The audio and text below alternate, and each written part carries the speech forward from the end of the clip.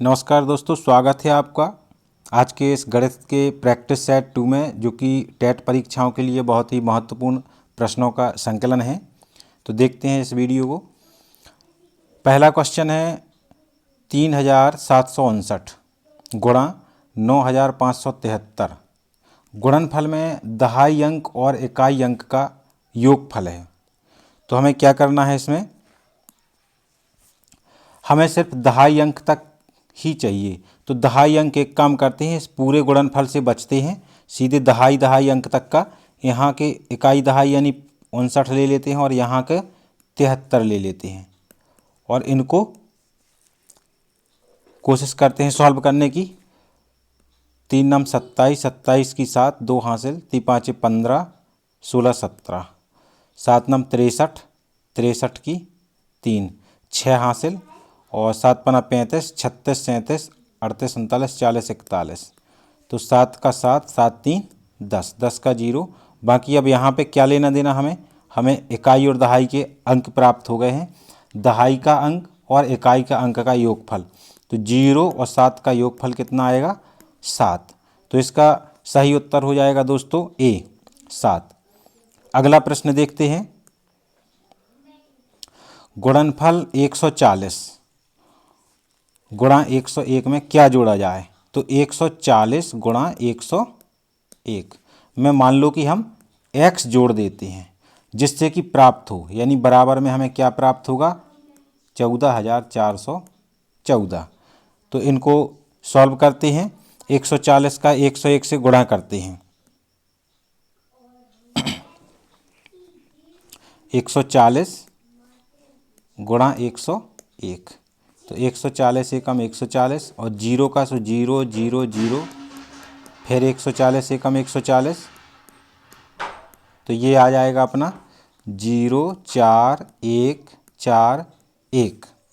तो यहाँ पे यही लिख देते हैं हम, x का xc और इसका कर देंगे हम पक्षांतर। तो 144 14 माइनस 141 40, तो इसमें से इसको कर देते हैं माइनस यानी घटा देते हैं। तो 1 4 4 1 4, इसमें से 141 40, इसको घटा दो तो 4 का 4, 11 में से 4 गए 7 और 4 तो 274। तो इसके घटाने पे हमें आया 274। तो इसका सही उत्तर हो जाएगा दोस्तों डी, 274। अगला प्रश्न देखते हैं। प्रश्न क्रमांक 3, गुणनफल 3001 और 101। तो जब सबसे पहले इसको हम गुणा ही कर लेते हैं, जैसे पिछले प्रश्न में किया है। 3001 एकम 3001, फिर 0 0 0 आएंगे 4 बार और फिर एक बार फिर 3000 एकम 3001, 3001 एकम 3001, 1 का 1 0 का 0, 1 का 1 3 0 3।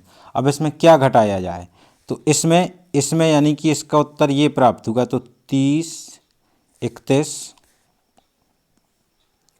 01 में क्या घटाया जाए। मान लो कि हम तो x घटा रहे हैं, तो x घटाया जाए जिससे कि क्या प्राप्त हो,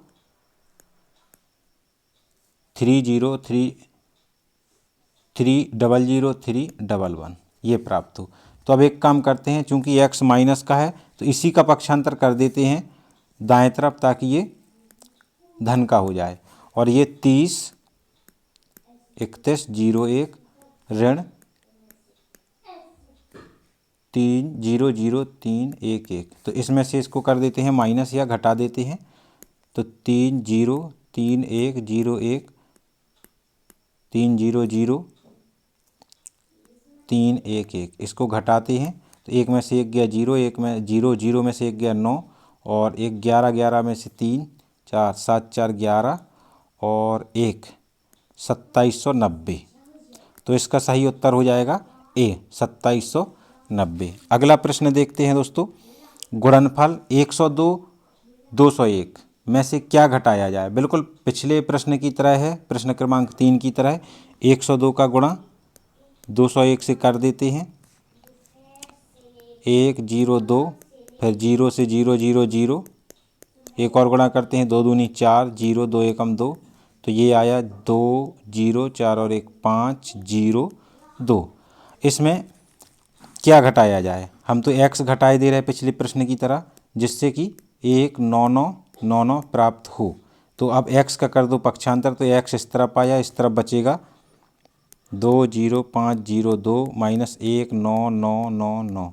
तो इसमें से इसको घटा देते हैं, 20 50 2 और 19,999 19,999 19,999। दो दो 12 12 में से 9 10 11 12 3 बचा 10, यहाँ पे 0 5 का 15 15 में से 9 10 10 और 5 15 और ये ख़त्म। तो 503 बचा। तो इसका सही उत्तर हो जाएगा दोस्तों ए 503। प्रश्न क्रमांक 5 देखते हैं। यदि किन्हीं दो प्राकृत संख्याओं का योगफल 48 है, किन्हीं दो संख्याओं का योगफल 48 है, तो उक्त संख्याओं का अनुपात कदापि नहीं होगा। दोस्तों जितने भी अनुपात वाले प्रश्न होते हैं, रेशियो यानी कि अनुपात, तो उनमें अनुपात जितना भी होगा 2:3:4 या 3:5 या 6:8 जो भी है, तो इनका जो प्लस आएगा, इनको जोड़ने पर जो भी उत्तर आएगा उससे उनका योग पूर्णतः डिवाइड जरूर होगा, पूरा पूरा भाग जरूर जाएगा। ठीक है, तो हमें यही चेक करना है सीधा सीधा कि कदापि नहीं होगा। तो भाग दे के देखना है 5 3 8, क्या भाग जा रहा 8 से 8 छंग 48, तो इसका ये अनुपात होगा 7 5 12 12 चौको 48, ये भी इसका अनुपात होगा। 6 और 2 8 8 छंग 48, ये भी इसका अनुपात होगा। ठीक है, अब बचा है 5 और 2 7, 5 और 2 7, 7 से 48 पूरी तरह विभाजित नहीं होता, अतः 2:5 48 का अनुपात कदापि नहीं होगा। तो इसका सही उत्तर हो जाएगा दोस्तों डी 2:5। अगला प्रश्न देखते हैं, प्रश्न क्रमांक 6। समीकरण 2 की घाते x प्लस 5 बराबर 2 की घाते x प्लस 3 बराबर प्लस 12 में x का मान है। तो इसमें x का मान निकालना है, तो 2 की घाते x धन 5 बराबर 2 की घाते x धन 3 प्लस 12। तो इसको हल करते हैं। हमें मालूम है कि गुणा में घातें जुड़ जाती हैं, यानी कि अगर लिखा हो x की पावर या x की पावर a गुणा x की पावर b, तो इसका आ जाएगा x की पावर a धन b। तो जब हम इसको ये लिख सकते हैं तो इसको ये भी लिख सकते हैं। तो ये जो इस तरह से है इसको हम ऐसे बना देंगे, यानी कि 2 की घाते x, ठीक है, और गुणा 2 की घाते 5 बराबर। ठीक इसी तरह इसको करते हैं 2 की घाते x गुणा 2 की घाते 3 धन 12। हाँ, तो इसमें एक काम करते हैं, इसको पक्षांतर कर देते हैं। 2 की घाते x इंटू 2 की घाते 5 माइनस 2 की घाते x इंटू 2 की घाते 3 बराबर 12। पक्षांतर कर दिया। इसमें 2 की घाते x ले लो कॉमन, तो 2 की घाते x कॉमन आ गया, बचा 2 की घाते 5। 2 की घाते 5 को हल करके ही लिख दो डायरेक्ट। 2 दूनी 4 4 दूनी 8 8 दूनी 16 16 दूनी 32 माइनस यहाँ 2 की घाते x बाहर निकल गया, बचा 2 की घाते 3, यानी 2 दूनी 4 4 दूनी 8 बराबर 12। इसको हल करते हैं। 2 की घाते x बराबर 12 बटे, यहाँ 32 में से 8 गए, 8 8 दूनी 16 8 3 4 चौको 32, 24 बचेंगे। तो यहाँ पे लिख देते हैं 24। ये गुणा में बचेगा इसके, तो बटे में जाएगा, हम बटे में ले गए नीचे। इसको हल कर देते हैं। 12 एकम 12 12 दूनी 24। x की घाते 2 की घाते x बराबर 1/2। तो 2 की घाते x बराबर, अगर हम 2 को ऊपर ले जाएंगे तो यहाँ पे कुछ नहीं तो प्लस की पावर मानी जाती है घात, और ऊपर जाएगा तो 2 की घाते -1 हो जाएगा। इनके आधार समान है, तो x बराबर हो जाएगा ऋण 1 उत्तर। तो x बराबर ऋण 1, यानी इसका उत्तर हो जाएगा a ऋण 1। अगला प्रश्न देखते हैं दोस्तों। यदि 4 की घात x माइनस 4 की घात x माइनस 1 बराबर 24 हो तो 2x की घात x का मान ज्ञात करो। तो सबसे पहले हम x का मान ज्ञात कर लेते हैं, इसके बाद हम इसका मान ज्ञात निकालेंगे। ठीक है, तो जैसा कि पिछला क्वेश्चन किया है ठीक उसी तरह इसको हल करते हैं। x 4 की घाते x माइनस 4 की घाते x बटे 4 की घाते 1। जैसे कि भाग में घातें घट जाती हैं और घटी हुई घातों को हम भाग में लिख सकते हैं। ठीक है, तो यहाँ पे माइनस में था, उसको इस तरह से हमने लिख लिया बराबर 24। यहाँ देखो इनके अंश में इसमें और इसमें दोनों में 4 की घात x है, तो 4 की घात x ले लिया हमने कॉमन, अंदर बचा 1 माइनस 1 बटे 4। 4 की घात 1 को अकेला 4 लिख सकते हैं हम बराबर 24। 4 की घाते x, इसको हम लघुत्तम लेके सॉल्व कर देंगे, तो 4 एकम 4 माइनस 1 एकम 1 बटे 4 बराबर 24। तो 4 की घाते x और 4 में से 1 गया, 3 बटे 4 बराबर 24। चलो इसको सॉल्व करते हैं। 4 की घाते x जो गुणा के नंबर दूसरी तरफ जाते हैं तो नीचे का नंबर ऊपर और ऊपर का नंबर नीचे, तो बराबर 24 गुणा 4 बटे 3, 3 8 24। तो 4 की घाते x बराबर 8 चौको 32, 8 चौको 32 इस तरह से आ जाएगा। अब 4 की घाते x, 4 की घाते x 3 8 24, 8 चौको 32 ये आ गया। अब 32 को हम क्या लिख सकते हैं? 32 को हम लिख देंगे 2 की घाते 2 दूनी 4, 4 दूनी 8, 8 दूनी 16, 16 दूनी 32, यानी 2 की घाते 5। इस तरफ भी इसका आधार 2 बना लें, तो 2 की घाते 2 और इसके ऊपर एक और घात x, तो घात के ऊपर घात हो तो घातों का गुणा हो जाता है, इस तरह से आ जाएगा।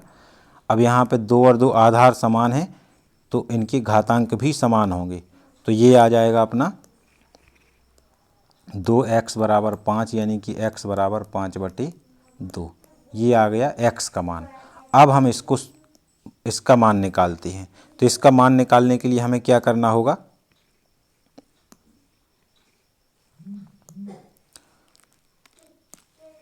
दो x की जगह हम क्या लिख देंगे? 5 बटे 2, और इस पूरे की घात x यानी 5 बटे 2, तो ऊपर नीचे का 2 कट गया, 5 की घाते आया 5 बटे 2। इसको हम इस तरह से लिख सकते हैं 5 की घाते 5 और इस पूरे की घाते 1 बटे 2। ठीक है, तो इसमें हम क्या करते हैं 5 की घाते 5, यानी कि 5 को 5 बार लिख देते हैं, 5 5 5 5 5, और 1 बटे 2 का मतलब होता है अंडर रूट। अगर 1 बटे 2 की घात होती है तो उसका मतलब है अंडर रूट। तो ये 5 का एक जोड़ा बन गया, एक 5 का ये जोड़ा, 5 में 25 बाहर निकल गया, अंदर बचा ये वाला 5, तो 25 अंडर रूट 5। तो इसका सही उत्तर हो जाएगा दोस्तों सी, 25 अंडर रूट 5। अगला प्रश्न देखते हैं, प्रश्न क्रमांक 8। 231 और 596 को किस एक संख्या से गुणा करें कि दोनों गुणनफल बराबर हो जाएं? तो 231 बराबर 596, दोनों ही संख्याओं को किसी एक संख्या से गुणा करना है। तो अगर हम 1 से करते हैं तो ज्यों की त्यों बनी रहेंगी, 2 से करते हैं तो ये खुद का दुगना हो जाएगा, ये खुद का दुगना हो जाएगा, कोई फर्क नहीं पड़ेगा, बराबर नहीं हो सकती। तो एक ही तरीका है कि दोनों को हम 0 यानी कि 0 से गुणा कर दें, तभी इसके दोनों तरफ उत्तर एक जैसे गुणनफल बराबर होंगे। तो इसका सही उत्तर हो जाएगा दोस्तों डी, 0। अगला प्रश्न देखते हैं, प्रश्न क्रमांक 9। निम्नलिखित में से 104 गुणा 50 के बराबर क्या है? तो 104 गुणा 50, 104 गुणा 50, इसको हम इस तरह से लिख सकते हैं 104 यानी कि 100 धन 4 गुणा 50, इस तरह से लिख सकते हैं। अब हम इसको डिस्ट्रीब्यूटिव प्रॉपर्टी बोलते जिसको, यानी कि 100 गुणा 50, 100 गुणा 50 एक बार लिख दिया और फिर प्लस लगा के 4 गुणा 50, 4 गुणा 50 इस तरह से लिख सकते हैं। क्या ऐसा लिखा है किसी में? 100 गुणा 50, 100 गुणा 50 और 4 गुणा 50, 100 गुणा 50, 4 गुणा 50, फिर इसका ऑप्शन डी ये लिखा हुआ है 100 गुणा 50 धन 4 गुणा 50। तो इसका सही उत्तर हो जाएगा डी। अगला प्रश्न देखते हैं दोस्तों, प्रश्न क्रमांक 10। 25 धन 3/100। तो 25 धन 3/100 यानी कि 3, 2 जीरो हैं तो 2 अंक पहले दशमलव, धन 4, इसमें कितने अंक पहले दशमलव आएगा? 3 जीरो, 3 जीरो के कारण 1 2 3। इसको किस तरह से लिख देंगे हम? 25.03 और ये चौथे नंबर 1 2 तीसरे नंबर पे है 4। तो इसका सही उत्तर हो जाएगा 25.034। 25.034 सही उत्तर हो जाएगा दोस्तों सी। अगला प्रश्न देखते हैं, प्रश्न क्रमांक 11। तो 366 पृष्ठों वाली एक पुस्तक के पृष्ठों को गिनने हेतु कितने अंकों की आवश्यकता होगी? तो अंक पूछ रहे हैं कि कितने अंक लगेंगे इनको गिनने में। तो इनको अंकों की आवश्यकता आप इस तरह से देख सकते हैं कि 366 पृष्ठ हैं। तो 366 पृष्ठ के लिए हम सबसे पहले तो 1 से 9 तक की संख्याएं देखेंगे, एक अंक वाली संख्या। तो एक अंक वाली संख्या कितनी है होंगी? 9, यानी 1 2 3 4 5 6 7 8 9। अब 2 अंकों वाली संख्याएं कितनी होंगी? 2 अंकों वाली संख्याएं होंगी कितनी? सबसे बड़ी संख्या 99 में से 9 घटा दो तो 2 अंकों वाली संख्याएं होंगी 90। अब 3 अंकों वाली संख्याएं सिर्फ 366 तक हैं, तो 366 यहाँ पे हमें 366, 3 अंकों वाली संख्याएं कितनी हैं? 366। अब 366 में से हमें किसको घटाना है? 99 को, 99 को। तो यहाँ पे 366 में से 99, ये 2 अंकों वाली कुल संख्या हैं, ये टोटल 3 अंकों वाली हैं।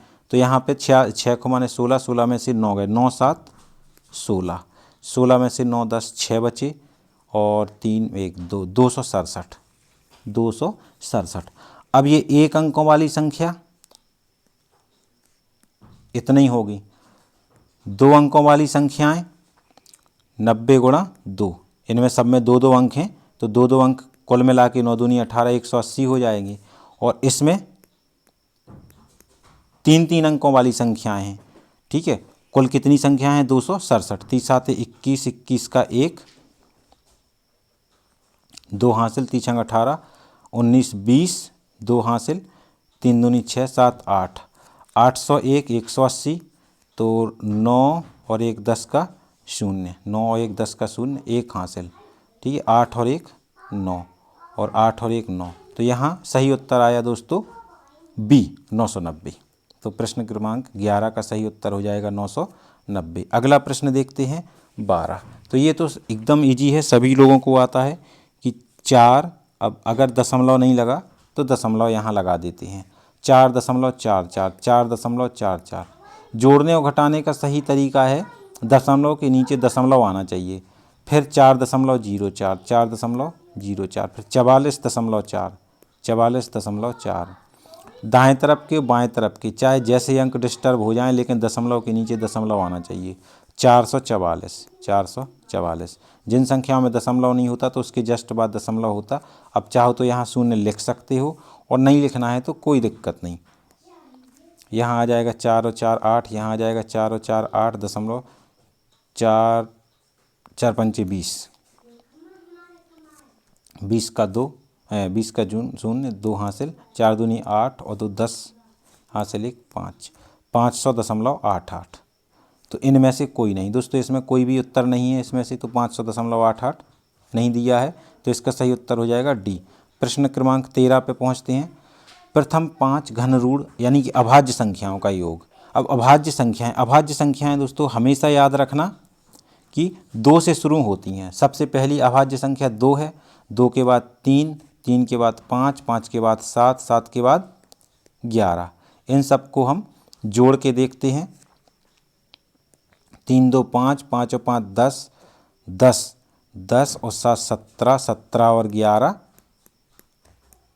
28। तो इसका सही उत्तर हो जाएगा दोस्तों सी 28। अगला प्रश्न देखते हैं, प्रश्न क्रमांक 14। 5.47 गुणा 5.47, तो इसको हम इस तरह से लिख सकते हैं 5.47 का वर्ग यानी 5.47 का स्क्वायर, माइनस यानी ऋण, और 4.53 दो बार लिखा तो 4.53 का वर्ग बटे 0.94। एक सूत्र पड़ा है ए स्क्वायर यानी ए का वर्ग माइनस बी का वर्ग, इसको लिखते हैं हम एक बार धन में लिख देते हैं ए प्लस बी और एक बार ए माइनस बी। ठीक है, तो इसको हम इसी तरह लिख सकते हैं कि 5.47 धन 4.53, एक बार प्लस में लिख दिया एक बार माइनस में यानी ऋण में। 5.47 माइनस 4.53 बटे 0.94 बराबर, इन दोनों को हम जोड़ देते हैं 5.47 और 4.53, तो 7 3 10 का 0, 1 हासिल, 5 4 9 1 10 का 0, 1 हासिल, 5 4 9 1 10, 10.00 यानी कि 10 आ गया सीधा सीधा।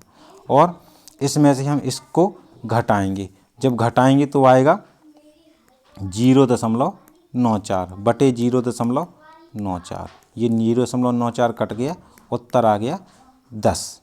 तो इसका सही उत्तर हो जाएगा दोस्तों 10। अगला प्रश्न देखते हैं, 15वां प्रश्न।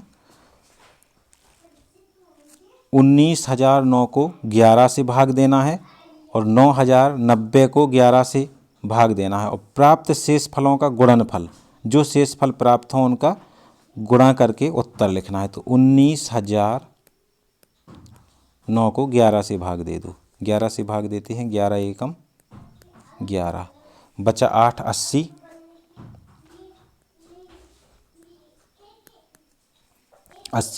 11 7 77, 77, 0 में से 7 गई 3 और ये हासिल, यहाँ पे 0 उतार लेंगे, 11 दूनी 22, 22 और 8 30, 9, 11 8 88, 11 8 88, 88 1 89। तो इसका शेषफल कितना आया? 1। अपने काम का सिर्फ शेषफल है तो 1 आया।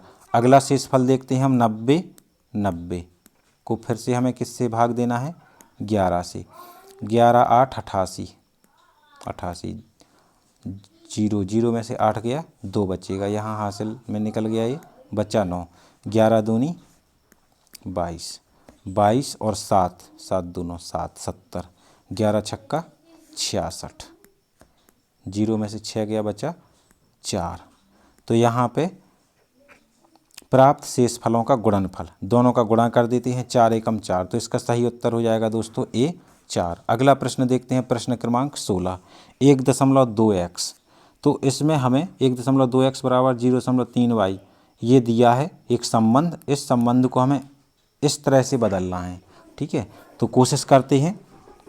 1.2x बराबर 0.3y, तो यहाँ पे y यहीं रख देते हैं और x को नीचे ले जाते हैं y के बराबर। 1.2 को यहीं छोड़ जाते हैं और 0.3 को इस तरफ लाते हैं, तो गुणा की संख्या भाग में जाती है 0.3।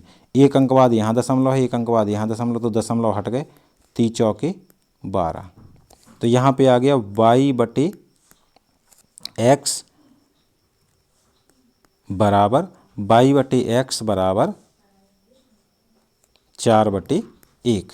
अब यहाँ पे हमें ऊपर माइनस किया गया है, x को नीचे प्लस किया गया है।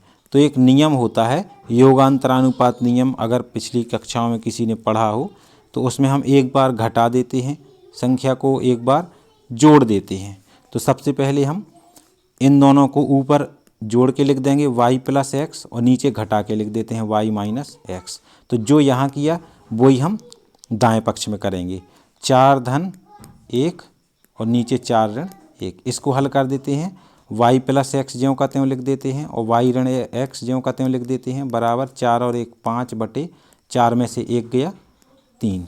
ये चूँकि उल्टा लिखा हुआ है तो पूरे सिस्टम को व्युत्क्रम कर दो, यानी कि y माइनस एक्स बटे वाई प्लस एक्स बराबर 3/5।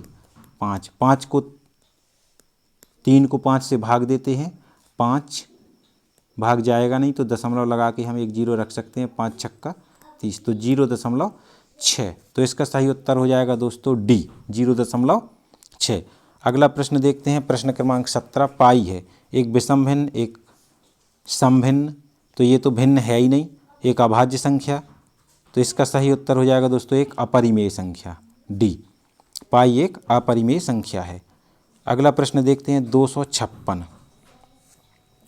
तो यहाँ पे 256 की घात दी गई है 0.16 गुणा 16 की घाते 0.18। चलो इसको हल करते हैं। 256 को अगर हम अभाज्य गुणनखंड निकालेंगे तो ये आएगा 2 गुणा 2 गुणा 2, जैसे कि 16 चौको 64 और 64 चौको कितना होता है, 4 चौको 16 की 6, 1 हासिल, 4 छंग 24 और 1 25। मतलब 64 के गुणनखंड कितने होते हैं, 2 की घाते 6 और 4 में 2 और होते हैं, तो कुल हो गए 8, 2 की घाते 8। इस पूरे की घात है 0.16 गुणा 16, 2 की घाते 4 और इस पूरे की घाते 0.18।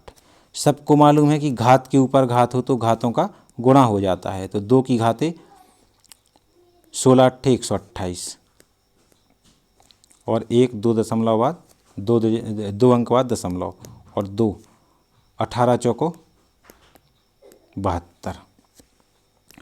ठीक है, अगर आधार समान हो तो गुणा में घातें जुड़ जाती हैं, तो 2 की घाते 1.28 धन 0.72। इनको जोड़ देते हैं घातों को, 8 और 2 10, 10 का 0, 1 हासिल, 7 2 9 1 10 का 0 हासिल आई 1 2, 2.00 यानी 2 की घाते 2, 2 दूनी 4। तो इसका दोस्तों सही आंसर हो जाएगा ए 4। अगला प्रश्न देखते हैं, प्रश्न क्रमांक 19। इनमें से कौन सा सही है?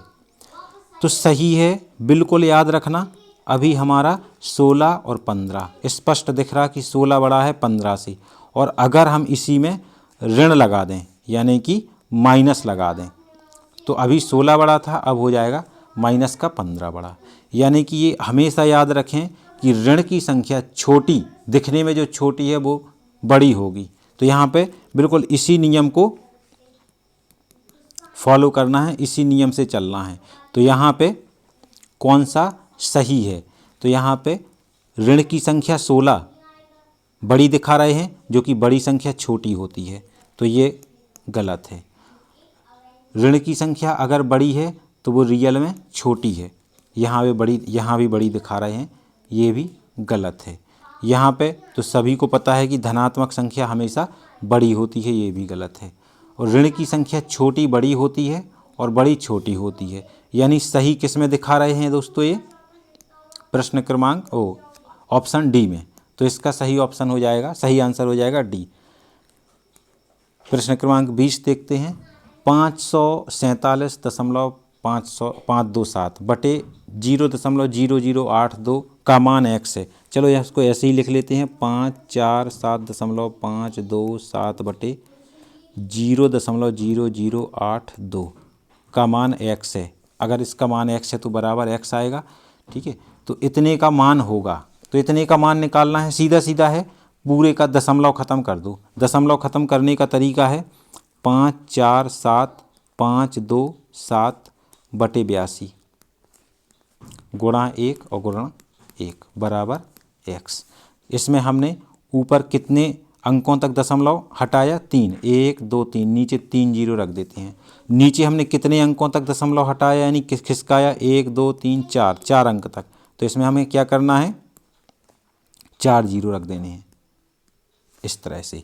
अब ये 1 2 3 4, एक 3 जीरो से 3 जीरो कट गए, बचा 10।